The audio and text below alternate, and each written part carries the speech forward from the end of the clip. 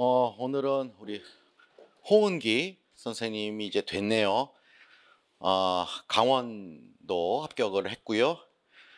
그래서 어제 못 오고 오늘 뭐 서류 제출 때문에 그래서 오늘 와 주셨고, 아이고 우리 은기랑은 제가 근데 전 될 줄 알았어요. 제가 올해는 작년에는 넌 돼 계속 얘기를 했는데 그걸 안 믿어요. 사람들 다 안 믿죠. 그쵸? 불안하잖아요. 그 와중에서도. 근데 월등하게 그 잘해지는 것들을 내가 보니까 채점도 해보고 그다음에 항상 컨펌 받을 때 또 공부하는 습관이나 이런 것들을 다 봤을 때 난 속으로 네가 안 되면 누가 되니? 그런 생각이 딱 들었어요.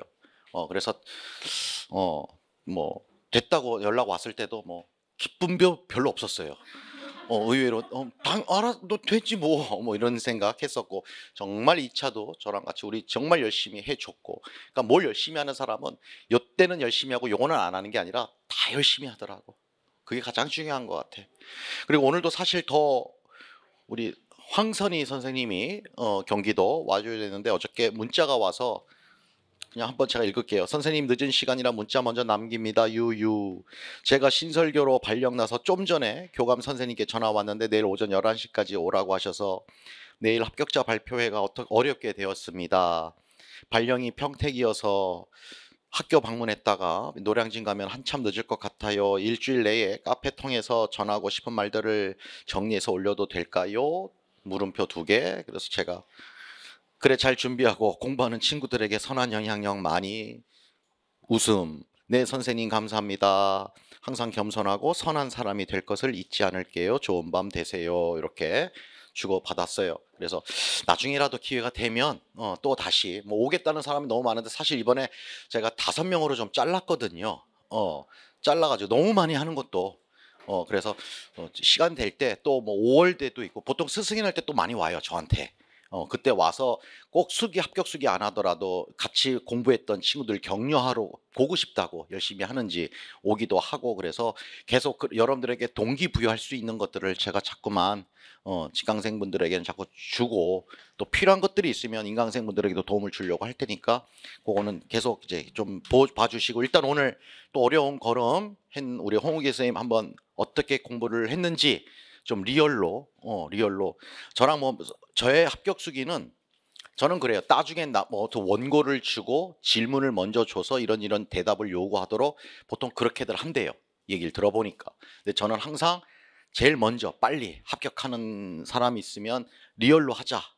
그래서 그냥 생으로 하는 게 더 진정성이 있지. 뭐 결국 기승전 강사 홍보, 학원 홍보 하는 거 바보가 아닌데 다 들어보면 알잖아요. 그래서 그런 것들은 좀 지양하자라고 해서 다소 내용이 조금 더 중언부언할 수도 있고, 다들 준비된 혼자서들 하다 보니까 그런 거 있지만 어제와 마찬가지로 또 오늘도 추합할 거 잘 추합하시고 정말 도움될 거라고 생각이 들어요. 굉장히 은기는 FM 스타일이었어요. 공부할 때도 교회 오빠 스타일. 그래서 특히 우리 남자들이 많은데 남자들의 어떤 롤 모델이 되지 않을까. 어느 정도로 해야 되고 어떻게 했는 가 마인드 컨트롤서부터 그런 것들이 있다가 또 개인적으로 질의응답할 때 또 얘기할 테니까 잘 뭐 질문할 거 있으면 메모들 해주시고요. 바로 진행을 할게요.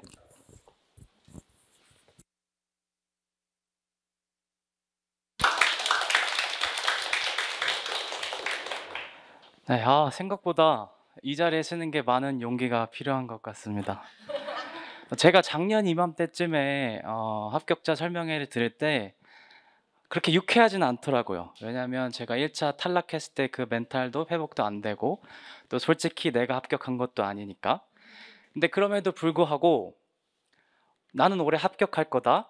그리고 그들과 나는 불과 몇 달 차이로 현장에 늦게 가는 것일 뿐이니까 내가 이 선생님들로부터 많은 걸 배워서 내 약점을 하나라도 더 보완해야겠다, 이런 마음으로 합격자 선생님들 끝까지 붙들고 질문하고 또 질문하고 많이 배웠습니다. 그래서 제가 선생님들 오늘 앞에서 불과 몇 달 빨리 학교 현장에 간다고 해서 제 과거를 별로 중요하지 않은데 미화하거나 이렇게 얘기하지 않고 솔직하게 어떻게 공부했는지 이야기 드리겠습니다. 그래서 선생님들도 잘 들어주셨으면 좋겠습니다. 제가 총 4년간 공부를 했고요. 지난 3년간 1차 탈락을 했고 작년에 1차, 2차에서 최종 합격을 했습니다. 지난 3년과 작년이 도대체 어떻게 뭐가 다른지에 대해서 크게 4가지 주제에 걸쳐서 말씀드리려고 합니다. 첫 번째 주제는 제가 이름을 김유석 교수님 사용설명서 이렇게 지어봤어요. 제가 교수님 강의를 총 2년간 들었었는데요. 첫 해에는 마치 제가 인터넷 강의를 듣는다시피 소심하게 조용히 혼자 들었어요. 제가 경계선에 있는 이다 보니까 어른분들한테는 되게 아이처럼 행동했거든요. MBTI I. 그래서 교수님께 대면 상담도 한 번도 신청하지 않았고 스터디도 따로 하지 않았어요. 그래서 되게 조용하게 들었는데 저는 그게 굉장히 큰 패착이라고 생각해요. 작년에 가장 큰 변화는 제가 굉장히 적극적으로 강의에 참여했다는 것이에요. 직강 첫날 제가 직접 다른 선생님한테 찾아가서 스터디 같이 하자고 제안을 했고, 또 매달 최소 2달씩마다 교수님께 직강 면담을 신청해서 상담을 받았습니다. 그래서 이제 교수님께서 이제 기특하게 보셨는지 제 이제 상담 신청서를 잘 보시고 이렇게 공부해라. 제가 예를 들면 지나치게 꼼꼼한 성격이다 보니 너는 이런 식으로 앞으로 공부 습관을 들여라. 그리고 너는 영어하기 이런 식으로 약하니 이 친구들과 서로 약점을 보완해서 스터디를 한번 꾸려봐라.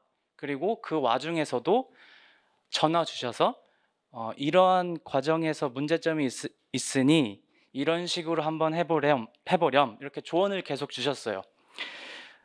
그래서 저는 이런 식으로 교수님의 가이드에 따라서 공부 방향과 공부 방법에 있어서 확신을 갖고 흔들리지 않고 공부했던 것이 가장 큰 차이점이라고 생각해요. 그래서 제가 첫 번째로 이 주제를 선택한 이유입니다. 초스 때는 제가 생각하기를 공부는 모름지기 자기주도적으로 해야지 이렇게 해서 자기주도적으로 나름 지식 암기 위주의 공부를 했었는데요.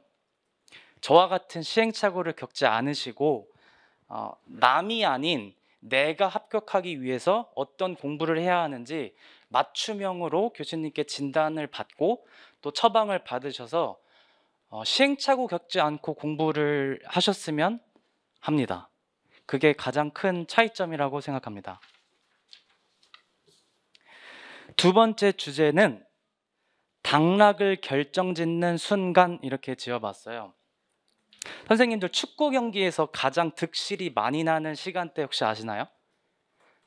되게 후반전 마지막 10분이라고들 하더라고요. 그때 모두가 지쳐 있을 때 마지막 집중력을 발휘해서 결승골을 터뜨릴 수도 있고 반대로 뼈아픈 실점을 할 수도 있잖아요. 근데 이와 유사하게 저는 임용고사에서도 당락을 결정짓는 순간은 B형 마지막 10분이라고 생각합니다. 그래서 저는 끝까지 집중력을 붙들어서 마지막 문제를 예리하게 해결하지 못하고 넘어갔던 문제를 최소한 조금 1점이라도 더 받으려고 노력하는 그러한 태도가 중요하다고 생각합니다. 저는 작년에 이 10분만을 위해서 1월부터 11월까지 일관된 방법으로 스터디를 진행했어요. 교수님께 코칭을 받은 건데요. 강의가 끝나고 저희가 식사를 하고 스터디를 하잖아요. 그리고 스터디가 끝나기 마지막 30분 동안 강의에서의 내용을 각자 서로 자체 문제를 출제해보고 그거를 시간의 압박 속에서 풀어보는 연습을 했어요. 그때 저희가 글자도 흐리멍텅하게 보이고 집중력이 없으니까 너무 힘든데 그때 시간의 압박 속에서 30분간 풀어내는 그 연습을 1년간 했던 게 제 점수에서 최소 4점 이상 반영되지 않았나 생각합니다. 그래서 저와 똑같은 스터디를 하시라고 말씀드리려고 하는 게 아니라 이런 식으로 선생님들에게 맞춤형으로 남이 아니라 내가 합격하기 위해서 도대체 무엇을 해야 되는지에 대해서 생각해보고 이를 교수님으로부터 피드백을 받아서 선생님들만의 합격 스터디나 공부 방법을 정하셔서 일관되게 1년간 연습하시는 게 실제 시험에서 득점하시는 데 많은 도움이 될 거라고 생각합니다. 세 번째 주제는 전반기의 중요성입니다. 이미 1, 2월이 거의 지나갔긴 했지만 지난 3년과는 달리 제가 일탈했던 3년과는 달리 작년에는 제가 1차 문제를 문항별로 유형별로 꼼꼼히 분석을 했어요. 내가 실제 시험장에서 어떻게 답을 썼는지 적어보고 예상 답안과 뭐가 다른지 적어보고 어떤 부분에서 실점을 했는지 왜 실점을 했는지 이 실점한 것들을 어떻게 내가 극복할 수 있는지 어떻게 공부해야 되는지를 다 적어서 교수님께 상담을 신청했어요. 그래서 교수님께서 보시고 은기는 평소 성격이 이러하니 이전의 데이터를 근거로 해서 보니까 이런 식으로 공부하는 게 좋겠다 이렇게 조언을 해주셨어요. 그래서 저는 제가 네 번째니까 지푸라기라도 잡는 심정으로 교수님에 100% 의존을 했거든요. 그래서 그거에 따라서 공부를 했습니다. 그렇게 1년간 진행했고요.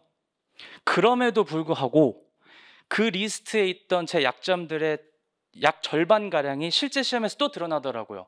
그러니까 1년간 내재화를 하려고 노력을 했음에도 불구하고 절반밖에 극복이 안 돼요. 그래서 전반기에 선생님들께서 내 약점이 무엇인지 정확히 판단하고 그 약점을 보완하기 위해서 어떤 노력을 해야 되는지 교수님으로부터 피드백을 받아서 일관되게 노력하시는 것이 가장 중요하다고 생각합니다. 그 다음 주제는 그래서 그 상담 받으실 때 나의 상태를 좀 분명하게 오픈을 하셔야 돼요. 교수님에게. 사실 저희가 약간 창피하기도 하고 그런데 교수님께 이거를 솔직하게 드러내고 내 진심을 보여줬을 때 교수님께서 이 친구의 간절함을 보시고 교수님도 하나라도 더 주려고 하시거든요. 그래서 직강에 계신 선생님들은 그게 이제 특혜잖아요. 선생님과 이제 대면 상담을 할 수 있는 게. 그래서 그거를 좀 솔직하게 나는 이런 상태다. 나를 해결해줘. 이렇게 교수님에게 조언을 받으셨으면 좋겠습니다. 네 번째 주제는 나만의 임용고사 전략이라고 생각합니다. 저는 지난 3년 동안 의문론 문제를 온점을 받아본 적이 없어요. 그래서 제가 물론 작년에 의문론 문제를 엄청 열심히 공부하겠지만 냉정하게 내가 부족하기 때문에 이번 시험에서도 의문론에서 실점할 가능성이 크다라고 판단을 해서 제 임용고사 전략은 의문론 문제를 버리자였어요. 그래서 실제로 버리진 않았지만 그래서 의문론 문제를 제일 마지막으로 빼고 시간을 세이브한 것을 바탕으로 인력 문학에서 실점하지 않고 정확히 써내자. 그리고 영어 교육론에서 시간을 줄이자라고 어리석게 생각하지 말고 근거 기반으로 정확하게 써내자. 이렇게 해서 실점을 최소화했어요. 그래 놓고 반포기 상태로 의문론 문제를 맞닥뜨리니까 풀리더라고요. 처음으로 온점을 맞았어요. 그래서 이렇게 하라는 게 아니라 이런 식으로 선생님들의 강점, 약점을 잘 파악해서 선생님들만의 임용고사 전략을 세우시면 실제 시험 상황에서 자신감을 갖고 내가 전체 시험을 컨트롤할 수 있으시거든요. 근데 그게 굉장히 중요한 것 같아요. 그냥 공부를 해서 문제 푸는 게 아니라 나는 시를 천천히 읽는 게 내 전략이야. 그러면 딱 시가 왔을 때 막 읽어서 무슨 말인지 모르게 넘어가지 말고 내가 시가 약하면 천천히 라인 바이 라인 한번 읽어보자. 그래서 맞고 넘어가고 의문론 맞닥뜨렸네? 이따 풀어야지. 이거를 좀 연습을 하셔서 시험 전반의 페이스를 선생님들께서 유지하시는 연습을 하셨으면 좋겠어요. 제가 이거를 위해서 교수님한테 상담 신청을 해서 제가 받은 코칭은 시간을 줄여서 기출 문제를 모의고사 형식으로 풀어봐라 였거든요. 그래서 제가 8월부터 대략 한 30회 가량을 한 번은 60분, 한 번은 45분 뭐 이런 식으로 해서 기출 문제를 모의고사 형식으로 풀었어요. 그래서 의문론 문제를 맞닥뜨렸을 때 생각 없이 막 푸는 게 아니라 나중에 풀고, 또 뭐 시나 드라마가 나왔을 때 이런 식으로 풀어야지, 그런 식으로 계속 생각을 했거든요. 그렇게 30회 이상을 했는데도 잘 안 돼요. 그러니까 그것을 일관된 방법으로 꾸준히 연습하시도록 공부 계획을 세우시는 것을 추천드립니다.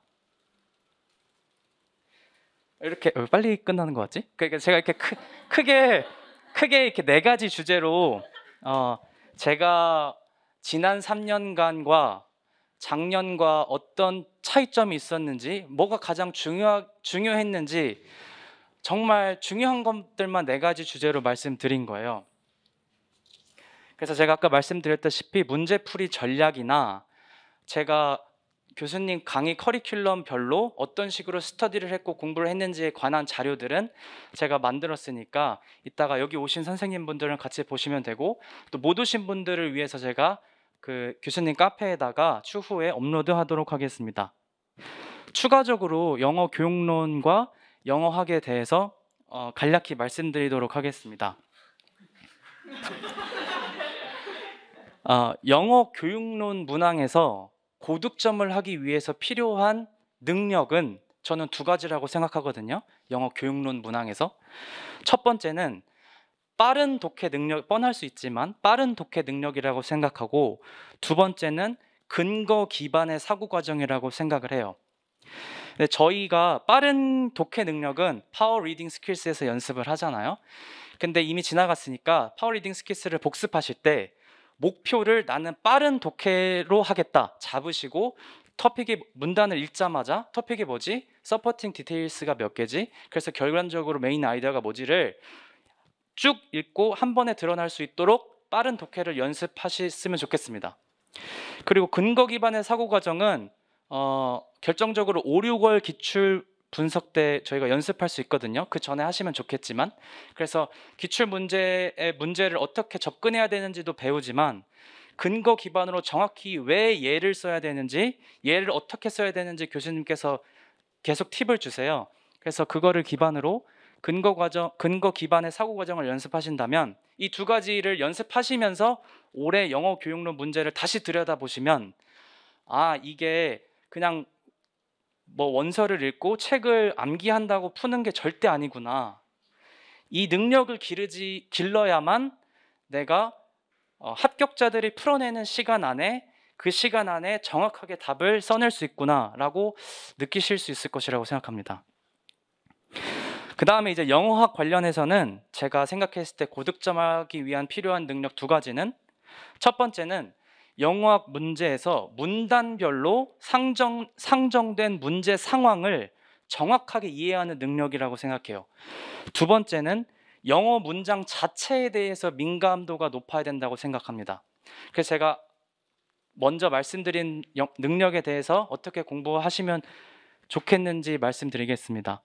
저는 드라마 스크립트를 읽었거든요. 그래서 그냥 드라마 스크립트를 드라마 한 문제 때문에 혹은 단어 때문에 읽는 것이 아니라, 드라마 스크립트 내에서 무대 상황 묘사나 캐릭터들이 말하는 상황을 시간을 제약을 두고 빨리 읽어내고 내가 이 상황을 정확히 이해할 수 있는지를 보시면 좋을 것 같아요. 그래서 그렇게 공부하고 영상을 봤을 때 내가 잘못 이해했네? 그러면 그냥 이건가 보다 하지 마시고 심각하게 받아들여서 내가 왜 상황을 이해 못했지? 뭐가 문제지? 계속해서 영상을 통해서 피드백을 받으신 다음에 올해 영어와 기출문제를 다시 들여다보시면 문단별로 출제자가 상정한 문제 상황을 내가 제대로 이해 못했구나라고 생각이 드실 거예요. 그래서 그렇게 연습하시면 좋을 것 같고, 그 다음에 이제 영어 문장 자체에 대한 민감성은 교수님께서 전반기에 강조하시는 게 이제 구문 연습하라 이렇게 많이들 하시잖아요. 그걸 이미 하셨을 텐데 혹은 하시고 계실 텐데, 그걸 그냥 넘기지 마시고 내가 좀 중요하다고 생각하는 것을 셀렉해서 모아놨다가 그 문장들을 내가 진짜 학생들에게 설명하겠다라는 마인드로 이 문장에서 왜 내가 이거를 문법적으로 설명이 안 되지? 그 고민 자체, 그 문장이 시험에 나온다는 게 아니라 그 고민 자체가 시험 상황에서의 고민과 비슷하다고 생각해요. 그래서 구문 독해를 단순히 독해를 위해서 하는 것이 아니라 그 문장 자체에 대한 민감도를 높이기 위해서 지속적으로 봐주시는 게 작년 기조로 영어학 문제가 계속 출제된다는 가정하에 도움이 되실 거라고 생각합니다. 마지막으로 선생님들에게 이제 말씀드리고 싶은 것은 선생님들께서 자신감을 갖고 공부를 하고 시험장에 들어가는 게 엄청 중요하다고 생각해요. 제가 1차 시험 보기 이틀 전에 그 길거리에서 교수님을 우연히 뵀거든요. 근데 교수님이 말씀하시는 게 첫 마디가 은기야 자신 있냐? 이렇게 여쭤보시더라고요. 그래서 네 자신 있습니다 하니까 너 될 거야. 합격 수기나 준비해 이렇게 말씀하셨더라고요. 하셨거든요. 근데 그 한마디가 2차 면접 보는 날까지 저한테 자신감을 줬어요. 그래서 그 자신감을 갖고 시험을 보니까 되더라고요. 그래서 선생님들께서도 내가 노량진에서 공부한다고 자신감을 잃지 마시고, 혹은 내가 올해 떨어졌다고 자신감을 잃지 마시고, 어차피 몇 달 뒤에 저랑 같이 현장에 가면 되잖아요. 그래봤자 제가 몇 달 빨리 가는 것 뿐이니까. 그래서 올해 진짜 자신감을 갖고 공부하셨으면 좋겠습니다. 그래서 선생님들께서 내 공부 방향과 공부 방법에 대해서, 그리고 내가 교수님으로부터 배우면서 내가 공부가 발전되고 있다는 확신을 갖고 공부를 하시면 더 큰 시너지 효과가 발생할 거라고 생각합니다. 그리고 그때 합격하시고 다시 만나서 교수님과 함께 시원한 커피 한 잔 같이 마셨으면 좋겠습니다. 감사합니다.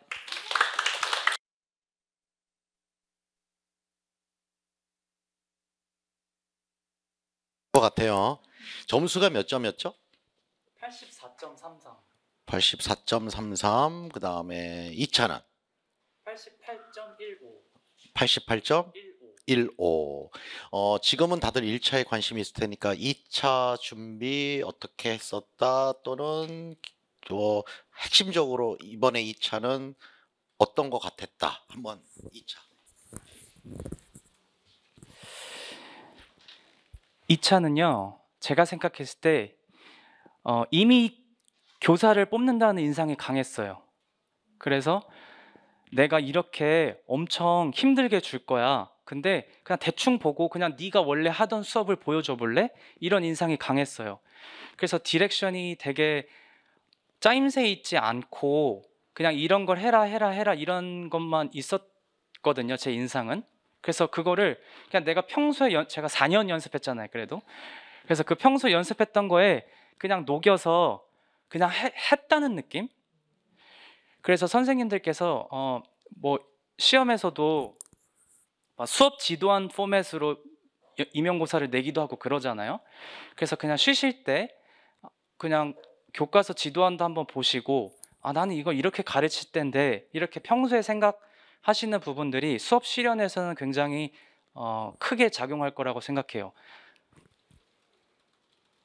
그리고 2차는 교수님 수업 듣는 게 좋아요. 이거는 제가 제 가족한테 이야기한다는 심정으로 말씀드리는 건데, 공부량이 많이 달라요. 다른 선생님들이랑 비해서. 들어보신 분들은 아시겠지만 막 밤을 새야 될 정도로 2차 한 달 동안. 근데 그 한 달 동안이 시험을 지배해요. 그래서 수업을 들으시는 것을 추천드립니다.